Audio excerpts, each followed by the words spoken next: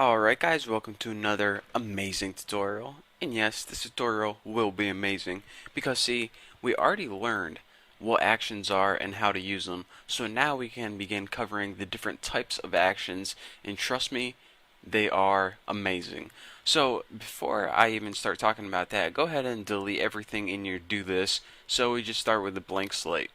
So go ahead and let's code our first action. Now check this out.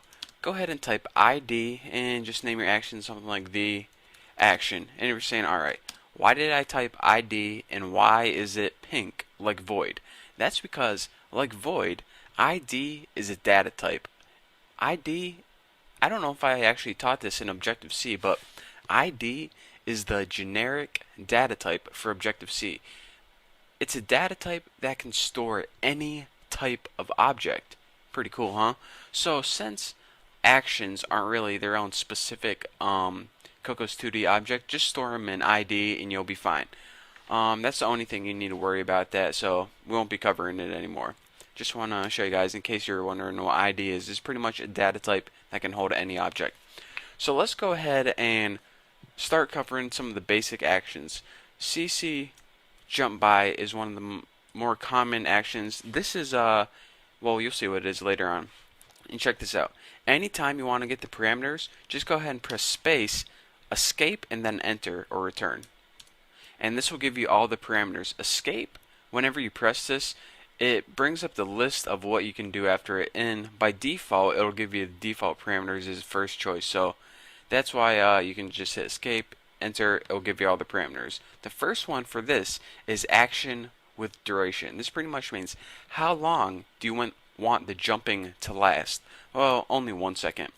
And the next parameter is the position. This means after you jump, where do you want your sprite to end up? And you need to give a point. CCP and just put 0, 0 for this tutorial.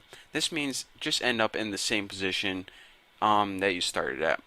The height is how high do you want the sprite to jump, and just go ahead and be like 175, maybe a little bigger if your sprite's bigger. And jumps is how many times in this 1 second do you want your sprite to jump. Well, I have mine jump twice. And of course, hit enter, and in order to run the action, you gotta type the name of the sprite you want to do it, and then run action and the action you want to run. And mine's named the action. How convenient. So go ahead and build and run this. We won't get any errors. And check this out. Whenever I hit my red button, my little sprite jumps twice according to my parameters. Pretty sweet. So you can see clearly the power of this. Maybe we're going to develop a game like Doodle Jump later on, perhaps? Sounds tempting. Alright, so we know how to jump. Pretty cool action. Another one of my favorites is scale by. And in order to do this, put CC scale by, just like that. Hit escape, enter, and this will give you all the parameters for scale by. And this is an easy one. You write pretty much how long you want it to take, let's say 1 second, and how many times bigger than the original sprite do you want to grow it. And this is a float, so you can use decimal points, 3.0. And of course you don't need to change this line of code because it's already saying run this action. We didn't rename it. So go ahead, press build by, and actually, since the spray is in the bottom left corner, a little bit is going to go off the screen, but you're going to see what's going on. When I press this, you see it grows by 3 times whatever size it was. Now if I press this, it's going to go by 3 times that. So you can see scale by does, exactly like you think it would do. Scale it by a certain number. In this case, 3. So if you're saying, alright, why do they even have by? Why don't they just have CC jump and CC scale? It's because of this. Almost every action has a CC to and a CC by. Right now we looked at the buys, but let me show you guys probably the easiest example that I can. CC rotate by, and let's bring up the parameters for this. And this of course rotates it, and just press by. Take 2 seconds long and rotate it by 120. Now let me run this, and remember, right now we're looking at the by action. So whenever we press the button, it rotates it by 120 degrees. Press it again, rotate it by another 120 degrees, press it again, rotate it by another 120 degrees, so it's 360 total. But let's go ahead and change this to rotate 2 with the same parameters and see what happens. So let's go ahead and once this loads, press the button, and now my sprite rotates to 120 degrees, press it again, and nothing happens. WTF? Something wrong with my program? No. This is the difference between to and by. Since my sprite is already to 120 degrees, whenever we press the button again to rotate it to that, it already is at that location. So that's why nothing happens. So that's why, in case you reset your sprite and press it again, it'll always rotate to 120 degrees. So another example, if you hit like move to the position 100, it'll move to that position no matter where it is. But if you write move by 100, it might, no matter where it is, it's going to move it. And I might have not explained that correctly, but you know, you'll figure it out. So now that we cover that, let's go over one of my other favorite topics, and that's running two actions together. Did I just hear something? Did I just get a text message? Nope. Weird. I must be going crazy. So anyways, let's go ahead and first of all make this easier. Copy this and name this one the action 2. And now let's go ahead and copy this and name this one the action 2. Servicing. Alright.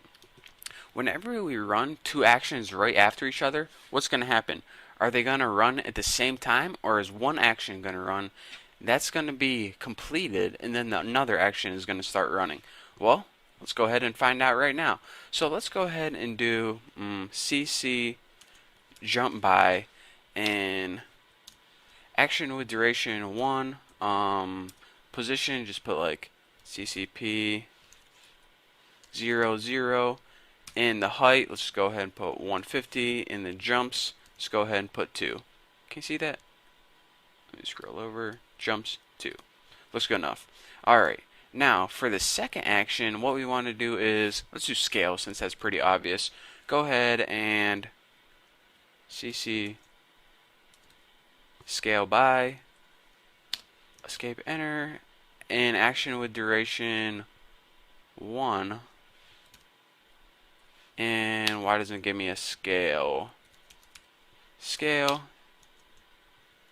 3.0. Why is it not bringing up my scale parameter? CC scale by. Oh well, looks good enough. Alright. So now what's going to happen? Is it going to jump twice and then scale by 3 times its original size? Or all at the same time, is it going to jump twice as it's scaling? Well, only one way to find out. Build and run this shiz. And let's go ahead and see what happens. Succeeded, so as you can see, it runs it at the exact same time. When I press the button, not only does it jump twice, but as it's jumping, it's scaling as well. Pretty cool, huh? We could do this all day, all day. Uh-oh, we're getting attacked by the lips. Uh-oh, here we go. And that's enough of that. So maybe you can make a game with this called Attack of the Lips. Just, you know, just an idea. You don't got to do it. But anyways, that's that for this tutorial. In the next tutorial, we're going to be going over different types of actions. And, you know, we have only begun to dip our toes into the pool of actions. So we got a lot to learn. So don't forget to stick around. Don't forget to, you know, download my apps and, you know, go to my forum, check out my other tutorial. You know, I got to plug everything here. So anyways, thank you for watching. Don't forget to subscribe, and I'll see you guys later.